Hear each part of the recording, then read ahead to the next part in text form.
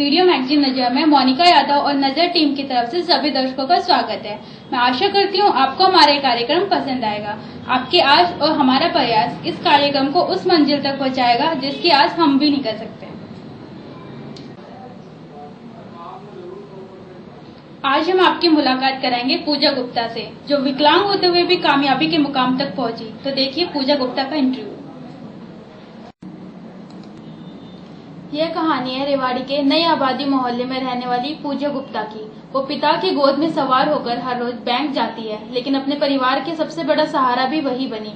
दिव्यांग तो उसकी कमजोरी नहीं बल्कि उसके लिए चुनौती बनी, जिसे उसने स्वीकार किया, और उदाहरण बनी उन लोगों के लिए जो जरा सी तकलीफ में घबरा जाते हैं। 100% विकलांग पूजा ने अपने हौसलों व हिम्मत से बैंक अधिकारी की नौकरी हासिल की और हाल ही में वह प्रदेश की एकमात्र बेटी भी बनी, जिसे चेन्नई की एबिलिटी फाउंडेशन संस्था की ओर से एबिलिटी अवार्ड 2017 से सम्मानित किया गया है। नई आबादी निवासी अजय गुप्ता की बड़ी बेटी पूजा स्कूल या कॉलेज में नियमित तौर पर पढ़ाई करने वाली पूजा बैंक की नौकरी में भी उतनी ही समर्पित है। हर रोज सुबह पिता अजय गुप्ता व चाचा ब्रजभूषण गुप्ता उसे बैंक तक पहुंचाते हैं। इसके आगे का सफर दिन भर पूजा खुद ही तय करती है। बैंक अधिकारी पूजा अन्य कर्मचारियों की तरह ही बैंक का हर काम निपटाती है।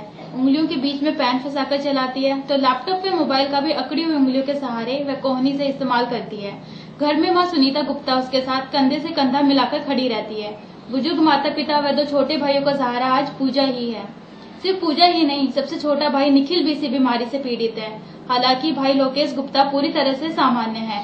कैसे पूरा मुकाम ये हासिल किया, कैसे कैसे? मैं जब 6 महीने की थी तब मेरी मम्मी को पता चला कि हाँ मुझे प्रॉब्लम है। फिर धीरे धीरे जैसे जैसे मैं बड़ी होती गई तो मम्मी पापा मतलब दिल्ली में, मुंबई, जयपुर और भी बहुत सारे हॉस्पिटल में लेकर गए, जहाँ फिर डॉक्टर ने कहा कि इसको जीन्स प्रॉब्लम है, तो ये कभी ठीक नहीं होगी, लाइलाज बीमारी है। पर फिर भी मम्मी पापा ने हिम्मत नहीं हारी और मुझे पढ़ाया लिखाया स्कूल में, कॉलेजेस में।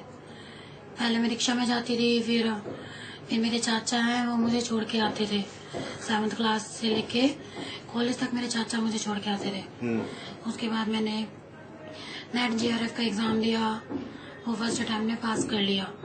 उसके बाद मैंने बैंक के IBPS के एग्जाम दिए, जो नेशनलाइज्ड बैंक के लिए होता है। उसको मैंने 3-4 बार दिए, 3-4 बार मैंने क्लियर भी किया। पर उस टाइम मेरी शुरू में एज कम थी, तो इस कारण से मेरा सिलेक्शन नहीं हुआ। पर दोबारा मैंने दिया तो उसके बाद मेरा सिलेक्शन हो गया। फिर मेरा PNB में सिलेक्शन हुआ। मेरी पंचकुला में ज्वाइनिंग थी।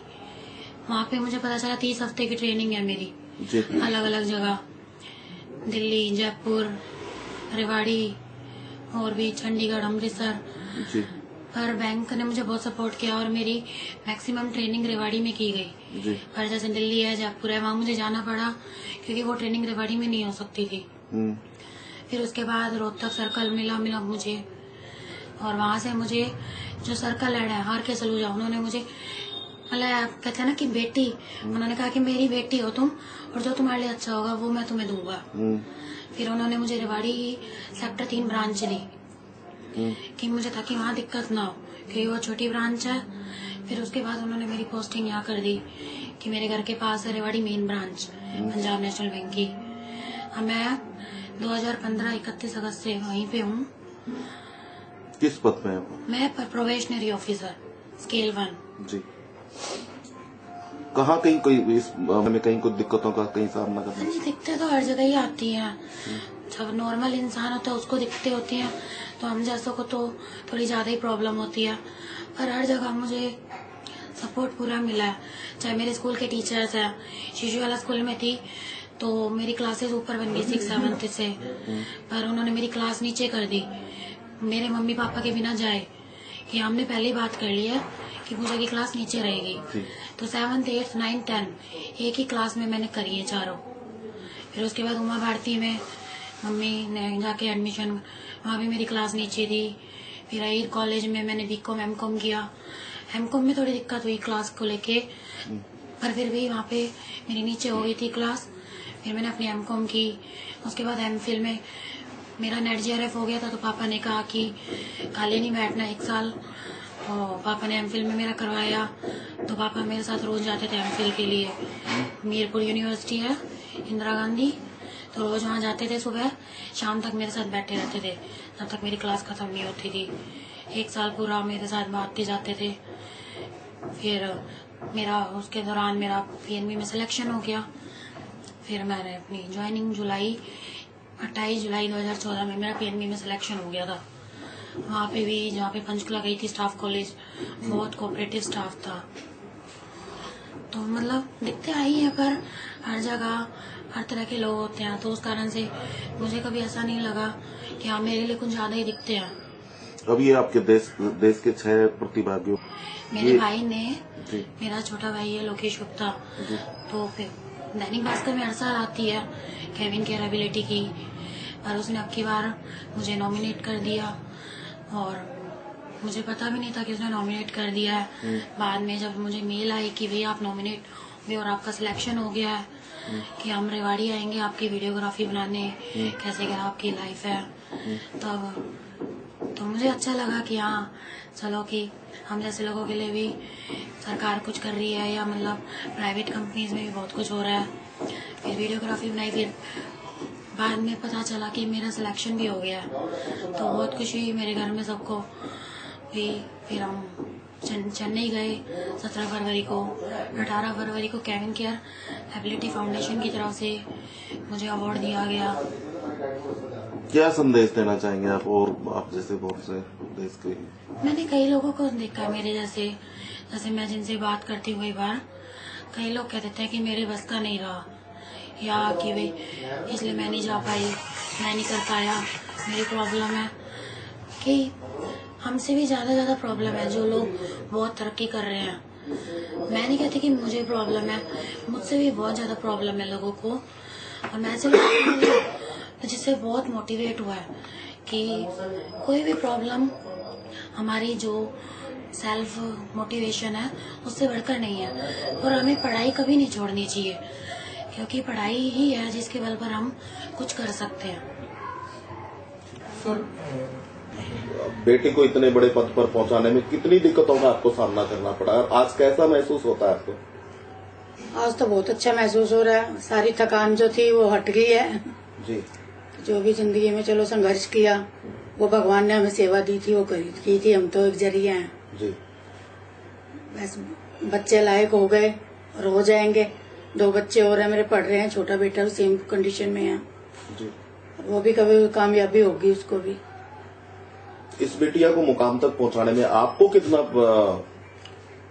सर परेशानी तो आती है जिंदगी में, नॉर्मल इंसान को भी आती है, तो हमें तो आई है कि जिनके बच्चे चल भी नहीं पाते हैं, गोदी में उठाना बिठाना, 100 समस्याएं हैं कि घर में परिस्थिति भी ऐसी, पैसे को लेके भी ऐसे कोई बहुत अच्छे हालात नहीं थे कभी से भी, कि जो कमाया वो बच्चों पे ही लगाया, कि आज शाम को कमाई करके लेके आते हैं ये, और अगले दिन मैं जाके डॉक्टर को खर्च कराती थी, इन बच्चों को ले लेके घूमती रही।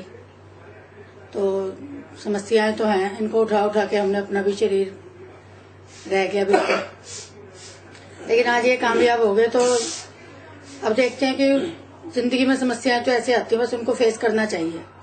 अभी आप बता रहे थे कि बच्चों को गोद में उठा के ले जाने में आपको भी कई तरीके की दर्द वगैरह, पीठ दर्द हो गया वगैरह वगैरह। स्लीप डिस्क की प्रॉब्लम है, तो डॉक्टर बोलते हैं वेट उठाने से आपको हुई है प्रॉब्लम जी। और तो दिक्कत तो जो आई है जिंदगी में, शारीरिक प्रॉब्लम तो इस खुशी के आगे ये दर्द कहाँ कुछ भी नहीं है, वो तो ये तो चलती रहती है। आज मेरे तो बच्चों की समस्या है, आजकल सभी को ये प्रॉब्लम तो चल ही रही है, स्लीप डिस्क की प्रॉब्लम वगैरह तो नॉर्मल, जिन जीवन में कोई संघर्ष नहीं करते उनको भी है। तो आज बेटी पे गर्व है? गर्व है मेरे को तो बहुत ज्यादा। अजय जी, बिटिया को इस मुकाम पर देख रहे हैं, कैसा महसूस हो रहा है आपको? मुझे अपनी स्पेशल बिटिया के ऊपर बहुत ज्यादा गर्व है जी, क्योंकि स्पेशल बच्चे मेरे लिए पैदा होते बन गई थी जब मुझे पता चला कि मेरे घर में बेटी का जन्म हुआ है जी। लेकिन मेरी सपने जब धूमिल हो गए, 6 महीने बाद ही मुझे पता चला कि मेरी बेटी चल फिर नहीं पाएगी जी। उसी दिन से मैंने ये ठान लिया कि तेरे किस्मत में तो विद्या का धन था नहीं, लेकिन अपने इन स्पेशल बच्चों को अगर भगवान ने चाही ना तो इतनी शिक्षा दिलवाऊंगा। और मेरे बच्चों ने आज तक मुझे शिक्षा के मामले में किसी की आगे हाथ नहीं जोड़ने पड़े, अपने आप ही पहली लिस्ट में इनका नाम आ जाता था। ये शी इज वेरी इंटेलिजेंट कर।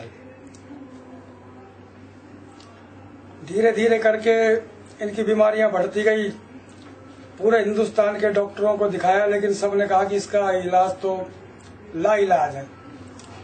फिर मेरी बेटी पहली से 10वीं तक शिशुशाला में, 10वीं से 12वीं तक उमा भारती में BCom, MCom Ahir college Rewari, MPhil university Mirpur. तो कहीं ना कहीं आपको लगा नहीं कि आखिर आदमी टूट जाता है, लेकिन आपको ये हौसला कहाँ से आया? ये सब उस प्रभु की देन है। मुझे भगवान के ऊपर पूरा विश्वास है कि उसने जब मेरे को ऐसे स्पेशल बच्चे दिए हैं तो मेरा सेवा करना इनका फर्ज बनता है। एक बाप के नाते समझ लो, एक भगवान का दिया हुआ मेरा जो शरीर है उसी का दिया हुआ है, मैं तो उसी को अर्पित कर रहा हूँ। मेरा दूसरा बेटा भी बीकॉम सेकेंड ईयर में अहिर कॉलेज में पढ़ रहा है। अगर मालिक ने चाही तो शायद वो भी अपनी बहन की तरह ऐसी बुलंदी छू सके।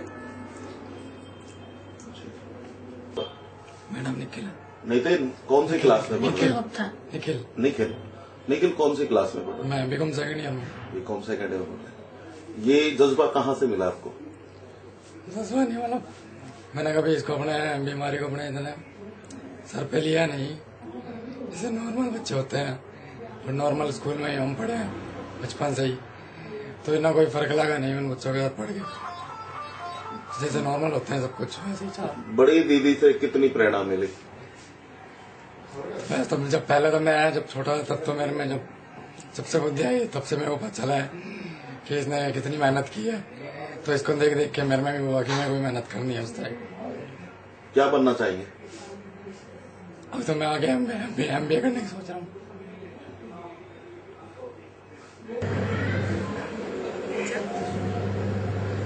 Could I invite the jury up as well? Pooja's father is with her.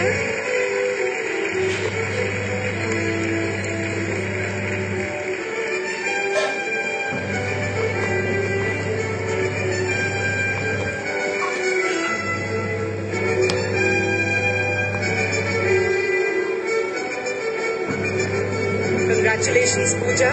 I'd like to ask you to say a few words.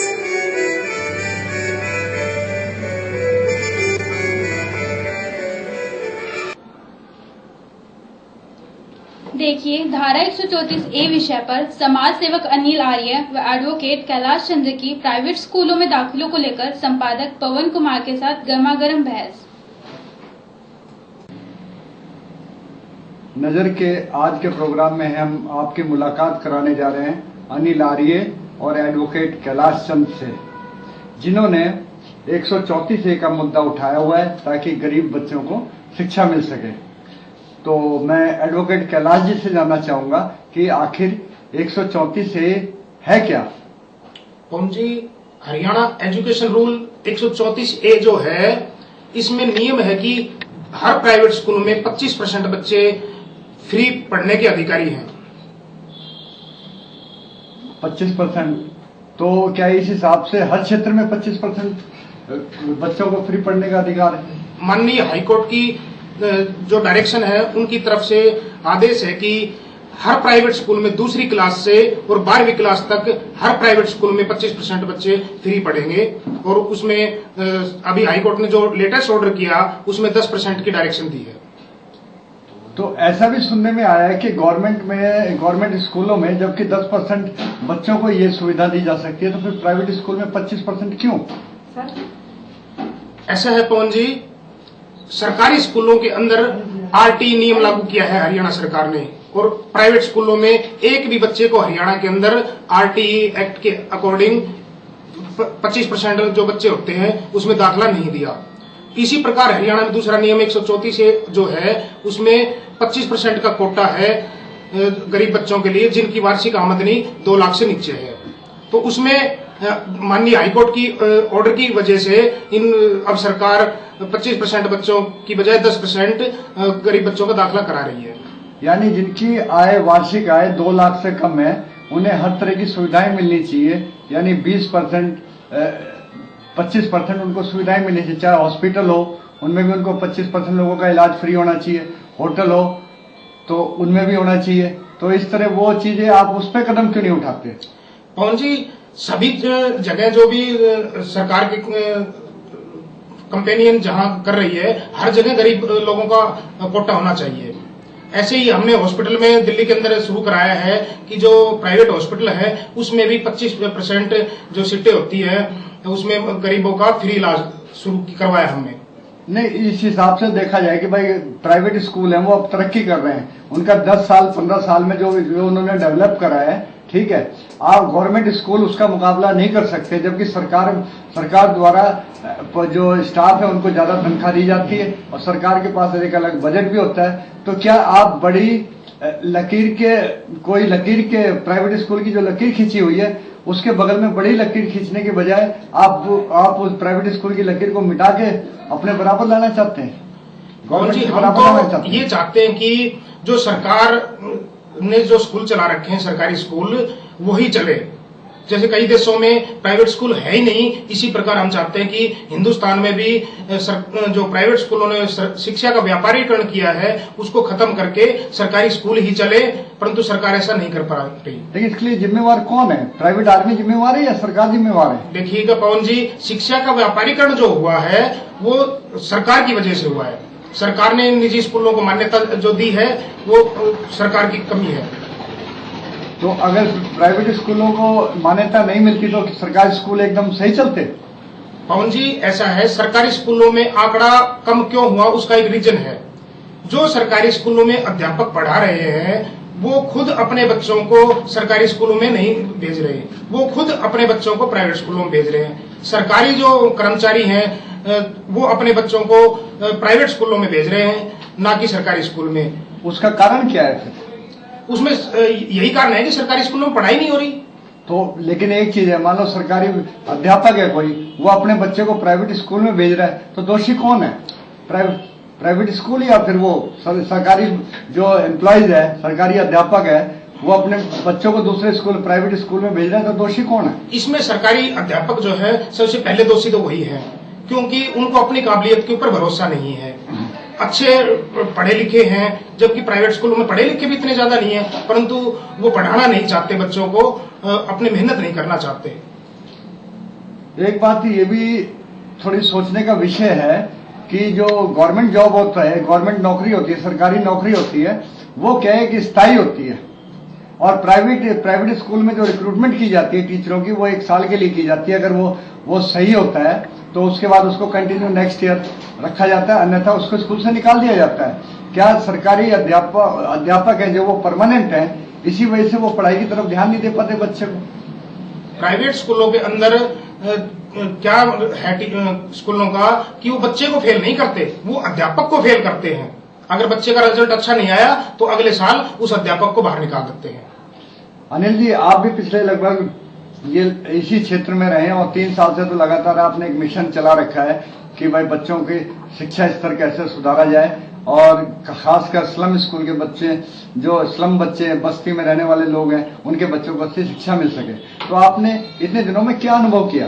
3 साल के अंदर आपने क्या अनुभव किया? अनुभव तो हमारा ये है कि सरकारी स्कूलों में विशेषकर उनके पास हम अपने स्लम स्कूल्स खोलते हैं और उनमें उनको होमवर्क उनका करवाते हैं। उससे जो है हमें उन सरकारी स्कूलों की जो डे टाइम में जो उनको पढ़ाया जाता है उसकी पड़ताल भी हो जाती है, और उसके अलावा जो बच्चे की कमजोरी होती है वो दूर करने का प्रयास करते हैं। और होमवर्क पर विशेष ध्यान इसलिए रखते हैं कि बच्चा जो है काम करके जब स्कूल में जाएगा तो खुशी खुशी जाएगा, उसके अंदर जो है एक उत्साह होगा और अध्यापकों का भी उस बच्चे को आगे पढ़ाने को मन करेगा। अगर बच्चे होमवर्क ही नहीं करके ले जाएंगे और कई दिनों तक ऐसा क्रम चलता है तो अध्यापक भी मायूस हो जाता है और बच्चे में फिर हीनता की भावना आ जाती है और वो धीरे धीरे पढ़ाई से कटता चला जाता है। और जब कमजोर हो जाता है तो बोर्ड की परीक्षाओं के अंदर वो फिर फेल होकर ड्रॉप आउट हो जाता है। इसलिए हमने विशेष सहूलियत गरीब बच्चों के लिए इसलिए चला रखी है। मैंने जैसा अपने एरिया में अनुभव किया है कि कोई एजुकेशन लाइन में गवर्नमेंट टीचर है, मतलब किसी गवर्नमेंट स्कूल में टीचर है, वो वहां उससे बड़ी गवर्नमेंट स्कूल से बड़ी उसकी खुद की बिल्डिंग है, लेकिन क्या है कि खाना पूर्ति के लिए वो गवर्नमेंट स्कूल में भी पढ़ाने जाता है। तो क्या कारण है कि वो जब इतनी बड़ी बिल्डिंग खड़ी करने के बावजूद भी, उनके पास इतने ज्यादा बच्चे होने के बाद भी, वो गवर्नमेंट जॉब छोड़ने के लिए तैयार नहीं होते? ऐसा है कि गवर्नमेंट जो है बहुत अच्छी तनख्वाह दे रही है। एक जेपीटी टीचर है उसको 60,000 के करीब मिल जाता है और पढ़ाने की कोई उन पर जिम्मेवारी नहीं होती, कोई रोक टोक नहीं होती, कोई वास्तविक इंस्पेक्शन नहीं होती। अधिकारी जाते हैं और इंस्पेक्शन के नाम पर अपना टीएडीए बनाते हैं, दस्तखत कराते हैं और चाय पार्टी खा के आ जाते हैं। और मॉनिटरिंग नहीं है गवर्नमेंट की कोई भी। तो जहां काम करना नहीं पड़े, तनख्वाह बहुत अच्छी और मोटी मिले, तो कोई भी आदमी फिर जो बदनीयती वाला इंसान है वो तो छोड़ना नहीं चाहेगा ऐसे अच्छे ठिकाने को। तो ये कारण है कि सरकारी स्कूलों के अंदर जो है मॉनिटरिंग नहीं, निगरानी नहीं, काम नहीं और फ्री की तनख्वाह मिलती है। तो इसलिए जो है वो सरकारी स्कूल के अंदर ही रहना चाहते हैं। तो मेरा आपसे सुझाव है कि जो गवर्नमेंट टीचर्स हैं उनका भी प्रोग्रेस कार्ड चेक करने के लिए कोई ना कोई कमेटी होनी चाहिए। नहीं कोई और भी बच्चों की राय पे ही उन्हें मतलब ग्रेड्स देने चाहिए कि भाई ये टीचर सही है या नहीं है। और जैसे पुलिस विभाग या कोई अन्य विभाग में सरकारी कर्मचारियों को टर्मिनेट किया जा सकता है, तो बाकी इस फील्ड में भी क्यों नहीं किया जा सकता? देखो बच्चों की तो राय का सवाल जहां तक है, बच्चे तो अबोध होते हैं, वो उनकी तो राय ली जाएगी तो वो उसको राय देंगे जो उनको अच्छी तरह से खेलने देगा, जो पढ़ाएगा नहीं, जो पुचकार के बैठाए रखेगा, पढ़ाई पे सख्ती नहीं करेगा। तो बच्चों की राय की तो मैं नहीं समझता कि कोई अहमियत है। हाँ, उनका परफॉर्मेंस बेस्ड जो है ड्यूटी होनी चाहिए। और बच्चे को फेल करने की बजाय जैसे प्राइवेट स्कूलों में अध्यापक को फेल कर दिया जाता है, इस तरह अगर उनकी परफॉर्मेंस अच्छी नहीं है तो उन अध्यापकों को फेल कर दिया जाए और उनको सारी उम्र के लिए जो पूरा उनका टेन्योर होता है, उन किसी की भी परमानेंट जॉब नहीं होनी चाहिए। 1 साल के लिए है या कम से कम 1 सेमेस्टर क्लास 6 महीने की होती है वहां तक, और उसका रिजल्ट देखा जाए कि उसकी कैसी परफॉर्मेंस है, कैसे उसने विद्यार्थी तैयार किए, और अगर सेटिस्फेक्शन के मार्क तक नहीं है तो उसको घर भेज दिया जाए। बेरोजगारी इतनी है कि वेटिंग लिस्ट में टीचर्स को रखा जाना चाहिए कि जैसे ही उनको हटाया जाए दूसरी वेटिंग लिस्ट में से लेके मेरिट बेस पे अन्य टीचर्स को ले लिया जाए, और जो अच्छी परफॉर्मेंस करता रहे उसको रखा जाए, और जो अच्छी परफॉर्मेंस नहीं है उसको घर भेजा जाए, वो कहीं भी अपना और काम करे। कैलाश जी, अभी मुख्यमंत्री, हमारे हरियाणा मुख्यमंत्री ने एक स्टेटमेंट दी थी कि अगर पेरेंट्स को अपने बच्चों का भविष्य बनाना है तो उन्हें स्कूल से समझौता कर लेना चाहिए। इस बारे में आप क्या कहना चाहेंगे?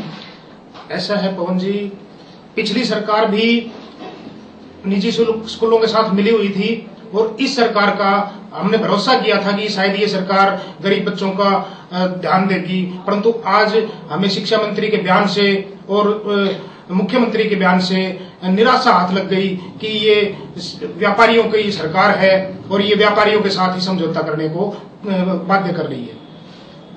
तो इसका सॉल्यूशन क्या निकलना चाहिए?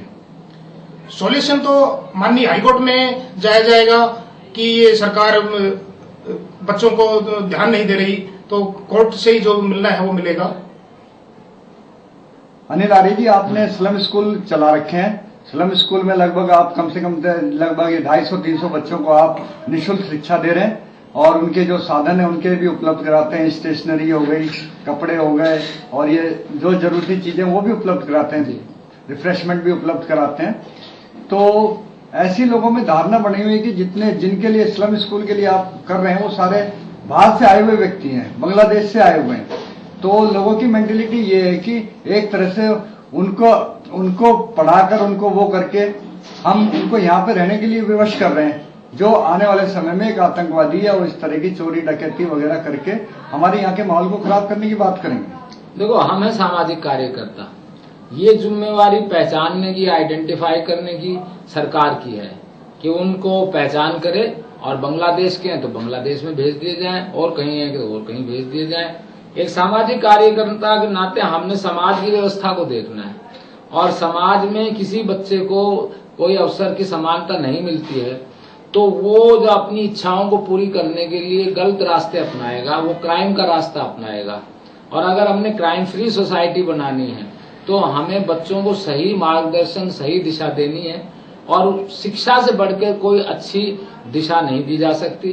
फिर हम शिक्षा को केवल साक्षरता तक सीमित नहीं रखते हैं, हम शिक्षा में जहां उनको अक्षर ज्ञान देते हैं, गणित पढ़ाते हैं, उसके साथ ही उनको नैतिकता के लिए संस्कार भी जो है कार्यक्रम करते हैं, और साथ में उनके जो माता पिता होते हैं उनको भी उन कार्यक्रमों में शामिल करते हैं।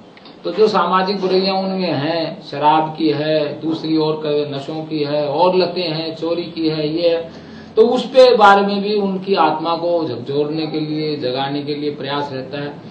और बच्चे तो कम से कम संस्कारित अगर होंगे तो आगे जाके जब उनको उन्नति का रास्ता भी मिल जाएगा तो वो गलत दिशा से बचेंगे। आदमी क्राइम की तरफ जब ही जाता है जब उसको कोई और विकल्प नहीं दिखाई देता और उसके लायक उसकी योग्यता नहीं होती है, तो वो अपनी इच्छाओं को पूरा करने के लिए फिर गलत तरीके अपनाता है। तो हमने तो एक समाज की दृष्टि से देखना है, और बाकी सरकार की जिम्मेवारी है वो पहचान करे कहाँ का कौन है और वो उसके ठिकाने पर उसको भिजवाए। और कौन जी आप बांग्लादेशी किन को कह रहे हो? 15-20 साल से तो मैं देखता आ रहा हूँ कि ये लोग यहाँ पे रह रहे हैं और सरकार ने उनको वोटिंग कार्ड बना के दे रखा है, राशन कार्ड बना के दे रखा है, फिर बांग्लादेशी कहाँ हो गए? और बांग्लादेशी है तो शिक्षा देना तो सभी का अधिकार है, उससे उग्रवाद तो कम किया जा सकता है शिक्षा से।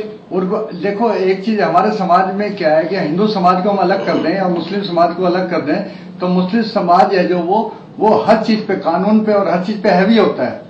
उनकी मेंटेलिटी चेंज नहीं होती, उनकी मेंटेलिटी वो की वही रहेगी।